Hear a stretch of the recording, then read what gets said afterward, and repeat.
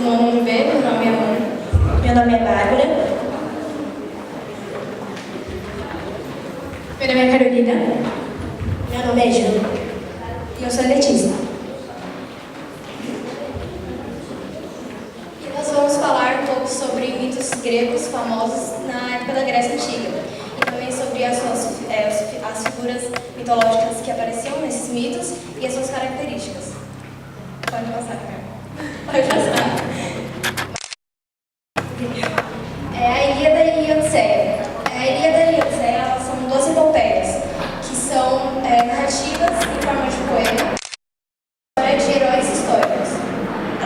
Elas foram escritas por um escritor, mas que ainda não seja concreto a sua existência, ou se foi um homem só, um grupo de homens chamado Homero. A Ilíada e a Odisseia ela retrata fielmente os costumes gregos, como a organização social da época, as grandes famílias que administravam certa região ou certa cidade, e até Troia foi descoberta com a Ilíada, por mais que ainda a sua existência esteja muito contestada. Pode passar.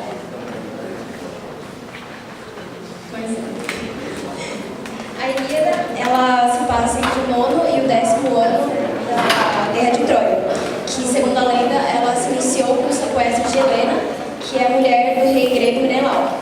E essa guerra ela terminou com os gregos vitoriosos.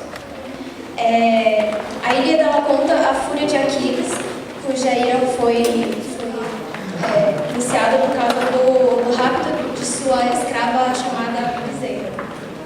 E também por causa da morte do seu amigo íntimo Pátroclo em batalha, que ele foi morto por Heitor.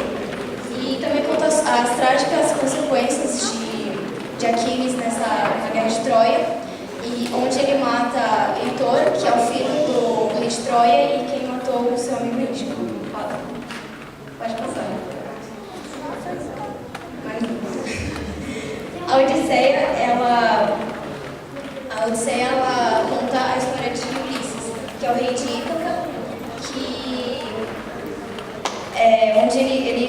onde conta a história de Ulisses, que depois de passar pela guerra de Troia e também por vários desafios na terra e no mar, ele volta para sua casa, para o seu reino, onde o esperam a sua esposa Penélope e o seu filho Telêmaco. E a história de Odisseia conta essa jornada dele para casa. Pode passar.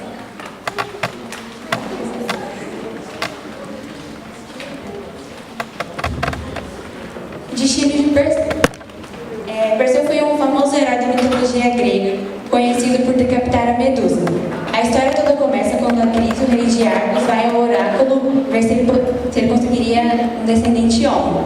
E a resposta foi negativa e surpreendente. Envolvia sua filha Dânia e seu futuro neto Perseu, então iriam mandar ambos para longe.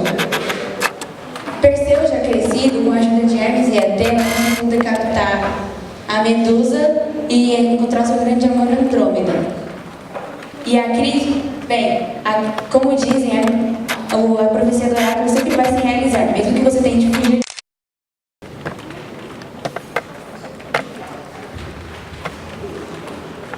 Bom, agora eu vou falar de Viagem ao Reino das Sombras, que vocês vão ver no teatro. Viagem ao Reino das Sombras conta a história da princesa Psique, que ela era idolatrada pelos homens por conta de sua beleza. Sua beleza chegou até Afrodite, que é a deusa da beleza, e por inveja ela chamou seu filho Eros para acertar uma de suas flechas para que Psique se apaixonasse pelo monstro mais terrível existente no mundo. Eros falhou e acertou a flecha nele mesmo, fazendo com que ela se apaixonasse somente por ele, por mais ninguém. Intrigadas com as foram até o oráculo de Delfos e os reis foram até o oráculo de Delfos e descobriram que a sua filha tinha um futuro destinado para uma monstruosa serpente e tinha que ser levada até o alto de uma montanha. E lá Psique adormeceu e foi levada até o castelo de Eros, onde foi levada a seus aposentos e na noite seguinte encontrou o seu amado Eros. Ela passou vários dias com Eros, mas estava intrigada porque não tinha as irmãs por perto. E com saudades permitiu que suas irmãs fossem visitá-la. As irmãs, com inveja da luxuosidade onde Psique vivia, começaram a intrigar. Por que ela não amava alguém que nem poderia ver o rosto? Psique foi lá e cumpriu as ordens de Eros e acabou vendo seu rosto. Mas Eros, bravo com a inconfiança de Psique, foi até os braços de sua mãe Afrodite, que fez com que Psique cumprisse diversas tarefas para recuperar seu amor perdido.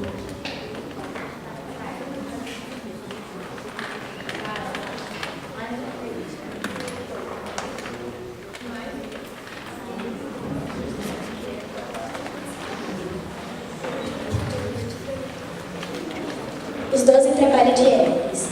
Hércules era um semideus, nascido de Zeus e Alcmena, e a mulher de Zeus tinha muitos ciúmes de Zeus por ele ter traições com ela, né, por mortais. Então, Hera mandou 2 serpentes para matar Hércules quando ele era neném, mas Hércules matou-as com as próprias mãos. Hera, sem conseguir matá-lo, deixou por ordem de Euristeus. Então ele teve de realizar 12 trabalhos que consistiam em matar ou capturar monstros. Pode passar. Pode passar. Mais um. E aí estão os monstros, que dentre eles tem leões, hidras e outras criaturas terríveis. Pode passar. Mais um.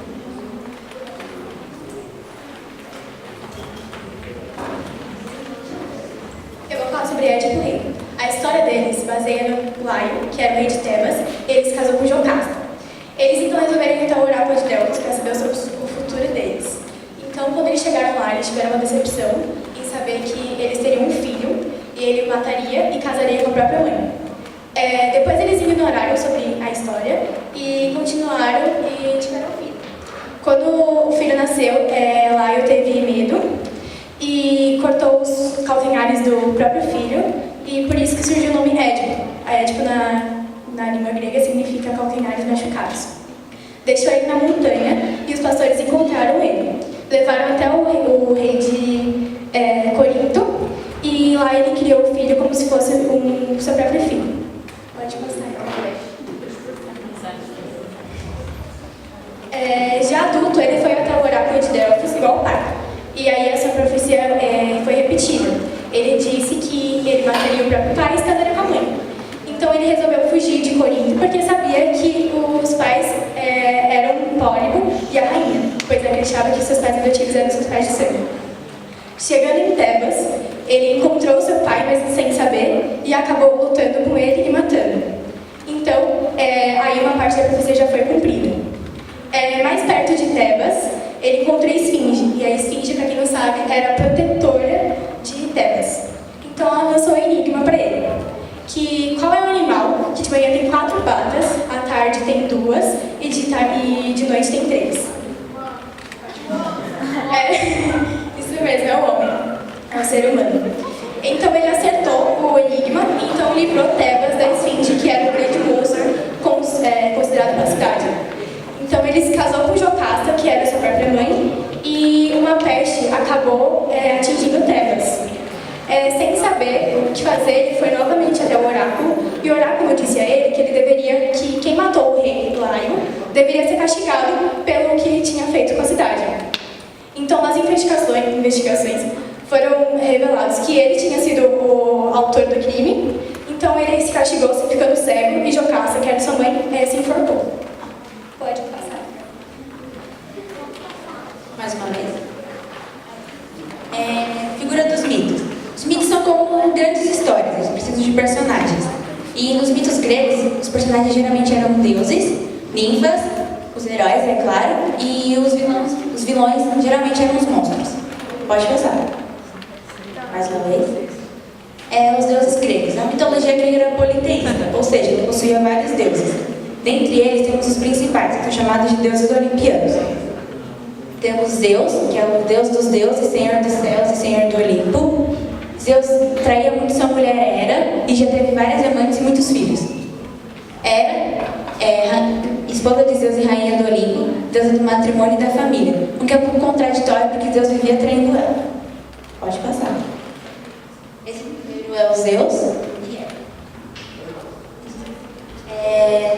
Poseidon era o irmão mais velho de Zeus e Hades. Era os deuses dos mares. E com o movimento de seu tridente, ele conseguia causar maremotos e terremotos. Por isso, os gregos que iam viajar pelos mares sempre rezavam para ele. Hades era o deus responsável pelo mundo inferior e cuidava das almas. Os gregos tinham muito medo de rezar para esse deus porque ele era sempre associado com a morte. Pode passar. Deméter é a deusa da agricultura e das estações. Ares é o terrível deus da guerra que vive pensando em sangue. Atena é a deusa da sabedoria e da estratégia em batalha. Pode passar.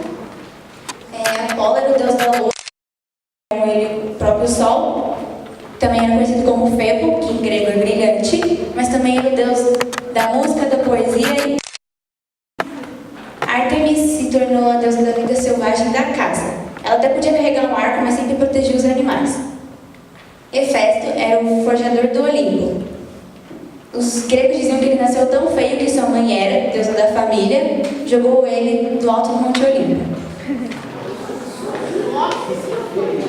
Afrodite, deusa do amor e da beleza. A chegada de Afrodite causou muito espanto no Olimpo, porque ela era muito bonita.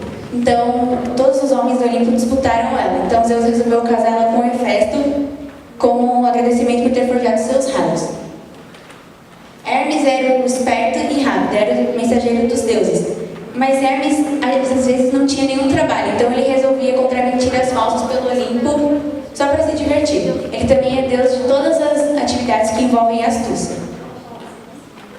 E Dioniso é o deus do vinho, das farras e da loucura. Além dos 3 olimpianos, temos os deuses menores. Entre eles temos Zeus, deus do amor, filho de Afrodite.